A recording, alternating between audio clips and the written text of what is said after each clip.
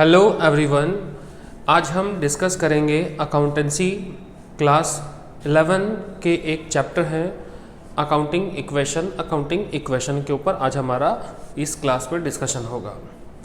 देखो, accounting equation की बात करें तो अकाउंटिंग इक्वेशन क्या है, किसको कहते हो आप अकाउंटिंग इक्वेशन, ठीक है ना। जैसा कि आपको इस फिगर में दिख रहा होगा कि अकाउंटिंग इक्वेशन क्या है, तो जैसे ही मेरे प्यारे नए बच्चे जुड़े होंगे मेरे क्लास के साथ तो आपको देखने से ही पता चल रहा होगा कि एक्चुअल में अकाउंटिंग इक्वेशन क्या है और हम किसे कहते हैं अकाउंटिंग इक्वेशन। एक तराजू देख रहे हो आप तोलने के लिए। यहाँ आपको देखने में क्या दिख रहा है, एक तरफ आपका असेट्स है और एक तरफ आप क्या देख रहे हो, कैपिटल और लायबिलिटीज, है ना। यानी किसी भी सिचुएशन में इस तराजू पर अगर तोला जाए तो असेट्स हमेशा उसके कैपिटल और लायबिलिटी के इक्विवेलेंट होने चाहिए।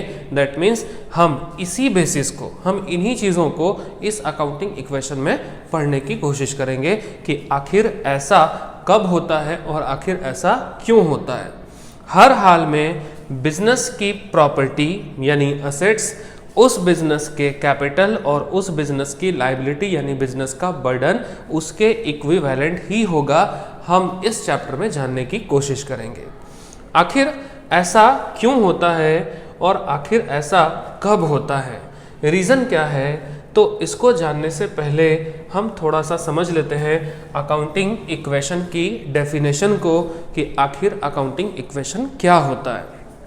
देखो, अगर हम अकाउंटिंग इक्वेशन की बात करेंगे तो accounting equation is a mathematical expression which shows that assets and liability of the organization are always equal. यानी अकाउंटिंग इक्वेशन क्या है, तो अकाउंटिंग इक्वेशन एक मैथमेटिकल एक्सप्रेशन है। मैथमेटिकल एक्सप्रेशन है, ध्यान रखिएगा। अकाउंटिंग इक्वेशन क्या है, एक मैथमेटिकल एक्सप्रेशन है जिसमें हमेशा आप ये शो करते हो, आप ये प्रेजेंट करने की कोशिश करते हो कि हर हाल में बिजनेस के जो असेट्स हैं यानी बिजनेस की जो प्रॉपर्टी है, हर हाल में हर सिचुएशन में उसके लायबिलिटी यानी उसके बर्डन के इक्विवेलेंट होता है। ध्यान रहे, इसमें लायबिलिटीज के अंदर कैपिटल को भी इंक्लूड किया गया है। यानी इसलिए आप कह सकते हो कि बिजनेस के जो असेट्स हैं वो हमेशा कैपिटल और लायबिलिटी के इक्विवेलेंट होंगे। हम आगे जानने की कोशिश करेंगे कि आखिर ऐसा क्यों होता है ना। वो तो हम इस चैप्टर में सीखेंगे ही सीखेंगे। लेकिन अगर आपसे ये पूछा जाता है कि अकाउंटिंग इक्वेशन क्या है, तो हम रिव्यू ये कह सकते हैं कि अकाउंटिंग इक्वेशन एक मैथमेटिकल एक्सप्रेशन है जिसमें हम मैथमेटिकली हम ये रिप्रेजेंट करने की कोशिश करते हैं कि हर हाल में बिजनेस का असेट्स उसके कैपिटल और लायबिलिटी के इक्विवेलेंट होता है। अब क्यों होता है ये तो हम आगे के क्लासेस में सीखेंगे ही सीखेंगे। चलिए आगे बढ़ते हैं।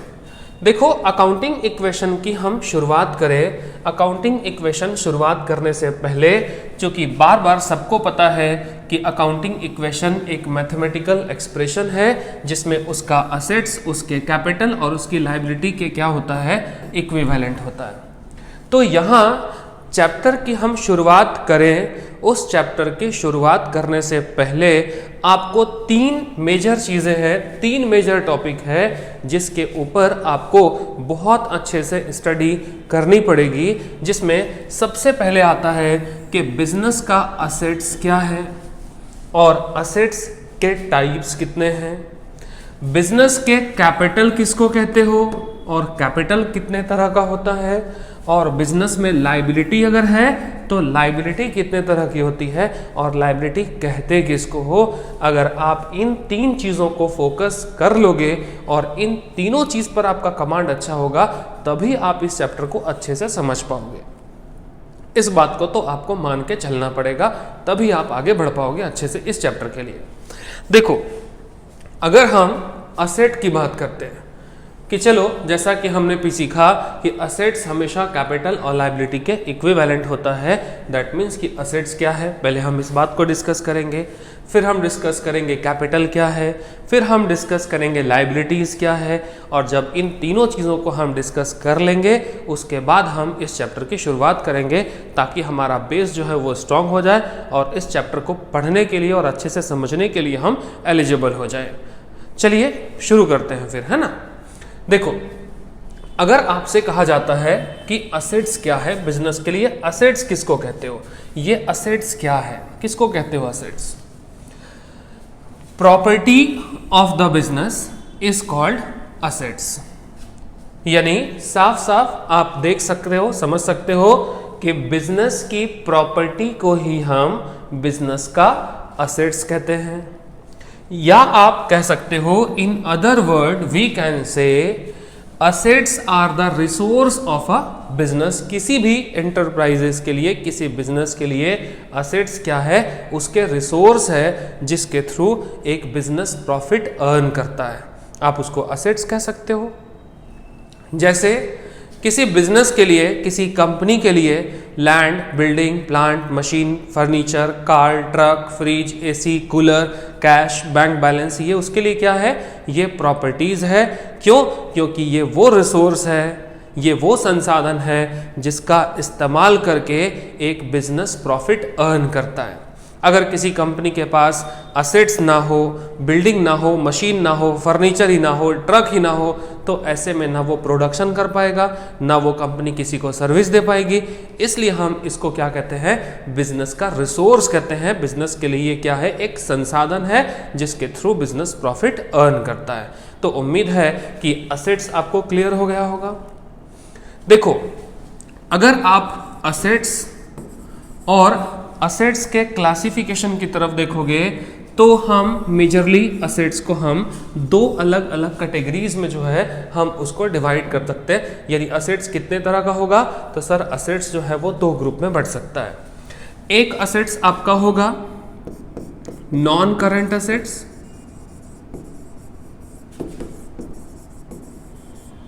और दूसरा आपका होगा current assets. Non current assets को आप कह सकते हो फिक्स्ड असेट्स भी आप कह सकते हो, आपकी मर्जी है, आप इसको फिक्स्ड असेट्स भी कह लो। नॉन करंट असेट्स क्या है और करंट असेट्स क्या है, हम किसको कहते हैं नॉन करंट असेट्स और क्या है हमारे लिए करंट असेट्स? देखो, नॉन करंट असेट्स क्या है, बिजनेस की वो प्रॉपर्टी जिसका बेनिफिट, जिसका एडवांटेज बिजनेस को मिलता है more than one accounting year के लिए, more than one accounting year के लिए। यानी आप कह सकते हो बिजनेस की वो प्रॉपर्टी जिसका बेनिफिट, जिसका एडवांटेज बिजनेस को मिलता है कितने टाइम के लिए, 1 साल से अधिक के लिए। यानी कोई भी ऐसी प्रॉपर्टी जिसको हमने खरीदी कितने सालों के लिए, तो इस इंटेंशन से कि हम उसका 1 साल से ज़्यादा इस्तेमाल करेंगे, दैट मीन्स बिजनेस की ऐसी प्रॉपर्टी को हम नॉन करंट असेट्स या हम उसको फिक्स्ड असेट्स कहते हैं। जिस प्रॉपर्टी को हम रीसेल नहीं करेंगे, इस इंटेंशन से हमने खरीदा, जिस प्रॉपर्टी को हमने यूज करने के पर्पज से खरीदा, तो दैट मीन्स अगर ये सारे लक्षण आपको किसी प्रॉपर्टी के अंदर दिख रहे हैं, दैट मीन्स बिजनेस की हर वो प्रॉपर्टीज आपके लिए कहलाएंगी कौन सी प्रॉपर्टीज, तो वो हो गया हमारा नॉन करंट या फिक्स्ड असेट्स। इस नॉन करंट असेट्स को अगर आप देखोगे तो इस नॉन करंट असेट्स का हम अगर क्लासिफिकेशन करेंगे तो इस नॉन करंट असेट्स को भी आपने दो कैटेगरीज में बांट लिया। एक आपके लिए आएगा टेंजेबल और दूसरा इंटेंजेबल। यानी टेंजेबल का मतलब ये वो नॉन करंट असेट्स है जिसका फिजिकल एग्जिस्टेंस है, जिसको देखा जा सकता है, जिसको छू सकते हो। ऐसी प्रॉपर्टी जिसको आप देख सकते हो, जिसको छू सकते हो, जिसका फिजिकल एग्जिस्टेंस है, हम उसे कहेंगे नॉन करंट में कौन सा वाला, टेंजेबल फिक्स्ड असेट्स। और जिस प्रॉपर्टी को आप देख नहीं सकते, छू नहीं सकते, फील कर सकते हो बिजनेस की, ऐसी ही प्रॉपर्टी को हम नाम क्या देते हैं? इंटेंजिबल में कौन सा वाला? Non current assets. Non current में इंटेंजिबल एसेट्स। क्लियर हो गया? आइए देखते हैं इसके कुछ एग्जाम्पल्स। अगर आप इसके एग्जाम्पल्स को देखोगे तो इसमें land and building, plant and machineries, furniture, truck, car, motor vehicles, ये सब कुछ इस टेंजिबल एसेट्स के अंदर आएंगे। और इनटेंजिबल एसेट्स के अंदर गुडविल, पेटेंट, ट्रेडमार्क, ये जो सारे एसेट्स हैं ये आपको मिल जाएंगे। आपको कौन से एसेट्स के अंदर? इनटेंजिबल एसेट्स के अंदर। क्लियर हो गया है? यानी आप कह सकते हो कि एसेट्स का दो group, non current, current. Non current का मतलब बिजनेस की वो प्रॉपर्टी जिसको 1 साल से ज्यादा यूज करेंगे, इस इंटेंशन से हमने खरीदा। रीसेल नहीं करोगे, बिजनेस में रिटेन करोगे, यूज करोगे। ये सब अगर आपको है ना सिम्टम्स दिख रहे हैं किसी भी एसेट्स को परचेज करते के टाइम, तो आप कह सकते हो कि ये प्रॉपर्टी हमारे लिए कौन सी प्रॉपर्टी है? तो इस प्रॉपर्टी को कहोगे non current assets. Non current assets को आप दो ग्रुप में बांटते हो, एक हो गया आपका टेंजिबल और दूसरा कौन सा हो गया? इनटेंजिबल। टेंजिबल का मतलब ही क्या हो गया कि वो प्रॉपर्टी जिसको देखा जा सकता है, जिसको छू सकते हो, जिसका फिजिकल एग्जिस्टेंस हो सकता है, बिजनेस की ऐसी प्रॉपर्टी को हम नाम देंगे टेंजिबल। और जिसको देखा नहीं जा सकता, जिसको छू नहीं सकते, इनटेंजिबल। ठीक है ना? इसके कुछ एग्जाम्पल क्या होंगे? Land, building, plant, machine, furniture, car, truck, ये इसमें आ गए। और इसमें गुडविल, पेटेंट, ट्रेडमार्क, कॉपीराइट, ये कुछ एग्जाम्पल हो गया आपका इनटेंजिबल एसेट्स। अब करंट एसेट्स में आते हो तो करंट एसेट्स क्या है? बिजनेस की वो प्रॉपर्टी जिसे आपने परचेज किया था इस इंटेंशन से कि हम उसको रीसेल करेंगे, जैसे स्टॉक या इन्वेंट्रीज। दूसरा आप कह सकते हो बिजनेस की वो प्रॉपर्टी जिसका बेनिफिट बिजनेस को 1 साल से कम मिलेगा। इस चीजों को आप कह सकते हो करंट एसेट्स, जैसे cash, bank balance, stock, debtors, है ना, बिल रिसीवेबल्स। ये वो एसेट्स है जिसको 1 साल से कम टाइम के लिए यूज करते हो, रीसेल कर सकते हो, है ना। बिजनेस में रिटेन करके रखने का कोई इंटेंशन नहीं है। दैट मीन्स इन सभी प्रॉपर्टीज को हम कहते हैं किसमें? करंट एसेट्स में। ये तो हो गया हमारा करंट एसेट्स का ग्रुप, यानी एसेट्स को हम दो अलग अलग ग्रुप में बांट सकते हैं। ठीक है ना? चलिए आगे बढ़ते हैं एसेट्स के बाद लायबिलिटीज की तरफ। लायबिलिटी क्या है? किसी बिजनेस के लिए लायबिलिटी क्या होती है? देखो, लायबिलिटी का मतलब ही है, आपको याद रखना होगा कि लायबिलिटी वर्ड का मतलब ही होता है बिजनेस का बर्डन जो बिजनेस को इन फ्यूचर पे करना है। किसको? आउटसाइडर्स को या किसी को भी, है ना। यानी बिजनेस का बर्डन जो उसको पे करना है इन फ्यूचर किसी को भी, दैट मीन्स वो क्या कहलाएगा आपके लिए? वो लायबिलिटीज है। क्लियर है ना? जैसे आप देखोगे कि लायबिलिटी क्या कर रहा है? Any kind of financial obligations that a business has to pay at the end of the accounting period to a person or a business, है ना। यानी आपसे कहा गया कि any kind of financial obligations, किसी भी तरह की जिम्मेदारी, किसी भी तरह की फाइनेंशियल रिस्पॉन्सिबिलिटीज जो बिजनेस को पे करनी है इन फ्यूचर, किसे? या तो किसी इंडिविजुअल पर्सन को, या तो किसी फर्म को, या किसी कंपनी को। दैट मीन्स आप सीधे ये कह सकते हो कि मेरे ऊपर जो भी कर्जा, जो भी उधार है ना, हम उसी को हमारा क्या कहेंगे? लायबिलिटी कह सकते हैं। तो ये हमारे लिए लायबिलिटी है। अब लायबिलिटी भी, अगर आप इस लायबिलिटी को भी देखोगे तो लायबिलिटी को भी हम दो अलग अलग ग्रुप्स में बांट कर रखते हैं। लायबिलिटी को भी आप नॉन करंट लायबिलिटीज और दूसरा करंट लायबिलिटी कह सकते हो, है ना। इसे और भी बेसिस पर डिवाइड किया जा सकता है ना, जैसे इंटरनल लायबिलिटी, एक्सटर्नल लायबिलिटी। तो हम फिलहाल उधर डिस्कशन नहीं करते, हम आते हैं नॉन करंट लायबिलिटी और करंट लायबिलिटी के। क्यों? क्योंकि हमारे चैप्टर में अकाउंटिंग इक्वेशन को लेकर के हमें इसका बेस यहीं से समझना है। देखो नॉन करंट लाइबिलिटी का मतलब ही है बिजनेस का वो बर्डन जिसको पे करने में, है ना, जिसको वापस करने में मुझे 1 साल से ज़्यादा टाइम लग जाएगा ऑन एन एवरेज। यानी ऐसा कर्ज या उधार जिसे वापस करने में, जिसे चुकाने में मुझे 1 वर्ष से ज़्यादा समय लग जाएगा, बिजनेस की ऐसी लाइबिलिटी को हम नॉन करंट लाइबिलिटी कहते हैं। और इससे जस्ट अपोजिट कर दो, बिजनेस का वो बर्डन, वो लाइबिलिटी जिसे सेटल कर दिया जाएगा, जिसे पे कर दिया जाएगा with in a year, that means वो हमारे लिए कौन सा हो गया, current liabilities. Non current liability के कुछ एग्जांपल्स कौन कौन से होंगे, तो नॉन करंट लाइबिलिटी का कुछ एग्जांपल जैसे सपोज करो बैंक लोन हो गया या कुछ अदर लोन हो गया, इस तरह के आइटम को आप कह सकते हो कि non current liability. In general जब हम बैंक से लोन लेते हैं ना, तो ये लोन हमेशा क्या होता है, लॉन्ग टर्म तक ही चलता है, 2, 4, 5 साल बाद ही आप इस पैसे को उसको वापस कर पाओगे, है ना, EMI के थ्रू। दैट मीन्स आप कह सकते हो कि बैंक लोन जो होता है हमारे लिए नॉन करंट लाइबिलिटीज के तौर पर काम करता है। करंट लाइबिलिटीज क्या है, तो वो बिजनेस की वो बर्डन, वो लाइबिलिटी जो 1 साल के अंदर अंदर आप उसको सेटल कर दोगे, आप उसको चुका दोगे।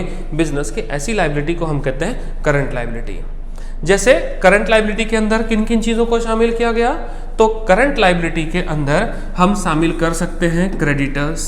क्रेडिट का मतलब वो लोग जिनसे आपने उधार खरीदा था, स्टॉक गुड्स जो भी कह सकते हो आप, है ना, तो वो क्रेडिटर्स हो गए। बिल्स पेबल, आउटस्टैंडिंग एक्सपेंसेस, यानी कोई भी ऐसा खर्चा जो फिलहाल आपने चुकाया नहीं, तो भाई पेमेंट तो करना ही पड़ेगा, तो ये हो गए। तो क्रेडिटर्स हो गए, बीपी हो गए, आउटस्टैंडिंग एक्सपेंसेस हो गया, इस तरह की लाइबिलिटी, इसको आप क्या कहते हो बिजनेस में, करंट लाइबिलिटी कहते हो। यानी कुल मिलाकर ये हमारा हो गया लाइबिलिटी का कंसेप्ट। ठीक है ना, चलिए अब आगे बढ़ते हैं।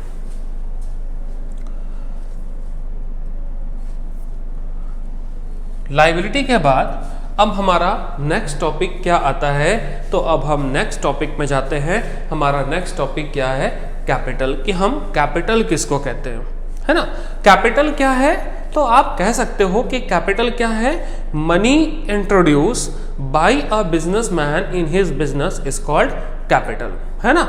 यानी पैसा जो किसी बिजनेसमैन ने इंट्रोड्यूस किया अपने खुद के बिजनेस में, दैट मीन्स इस बिजनेस को ही, इसी को आप क्या कह सकते हो, कैपिटल कह सकते हो। यहाँ ध्यान देने वाली बात ये जरूर है कि हाँ, capital in form of cash भी हो सकता है और इन फॉर्म ऑफ असेट्स भी हो सकता है। यानी कैपिटल का मतलब ये नहीं है कि बिजनेसमैन ने सिर्फ पैसा ही लगाया होगा। पैसा, सामान, स्टॉक, प्रॉपर्टी, गुड्स, जो कुछ भी, land, building, plant, machine, furniture, truck, एक बिजनेसमैन मॉनेटरी, नॉन मॉनेटरी, किसी भी टर्म में जो कुछ लगाकर अपना बिजनेस शुरू करता है, हर वो आइटम जो उसने इंट्रोड्यूस किया एट द टाइम, कब, जब उसने बिजनेस शुरू किया उस टाइम पर, दैट मीन्स आप उसको कैपिटल कहोगे। अब कैपिटल का डेफिनेशन क्या कहता है आपसे, देखो, it refers to the amount invested by the proprietor in a business. मैंने बहुत ही शॉर्ट टर्म में बताया, बहुत शॉर्ट टर्म में हमने लिखा, it refers to the amount. Capital ये वो अमाउंट है जो इन्वेस्ट किया गया, लगाया गया है, किसने लगाया, of the proprietor of business, यानी किसी बिजनेस के ओनर ने, दैट मीन्स वो कैपिटल हो गया। अब कैपिटल भी अगर आप बाइफरगेट करोगे, इसको बांटने की कोशिश करोगे, तो आपके लिए एक हो जाएगा, देखो, फिक्स कैपिटल, और दूसरा हो जाएगा आपके लिए वर्किंग कैपिटल, है ना। कैपिटल क्या है, तो एक फिक्स कैपिटल, दूसरा हो गया आपका वर्किंग कैपिटल। फिक्स कैपिटल क्या है, बिजनेस की वो कैपिटल का वो पार्ट जो land, building, plant, machine, furnitures, truck, car, इन सब के फॉर्म में इंट्रोड्यूस किया गया, दैट मीन्स वो फिक्स कैपिटल हो गया।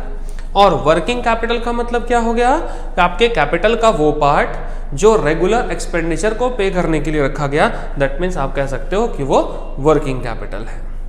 दैट इस क्लास में हमने ये कवर करने की कोशिश की कि अकाउंटिंग इक्वेशन क्या है, अकाउंटिंग इक्वेशन क्या है, इन चीज़ों को समझने के लिए असेट्स कैपिटल और लायबिलिटी को अच्छे से समझना ज़रूरी था, तो हमने असेट्स, कैपिटल और लायबिलिटी की शुरुआत की।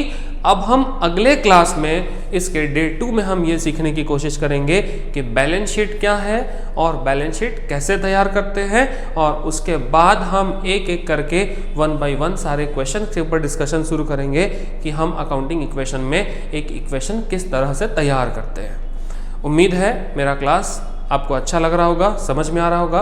अगर आपको मेरा क्लास लगता है कि हाँ सही है, तो ज़्यादा से ज़्यादा लोगों को ये वीडियो शेयर कीजिए, लाइक करिए, सब्सक्राइब कीजिए। Thank you.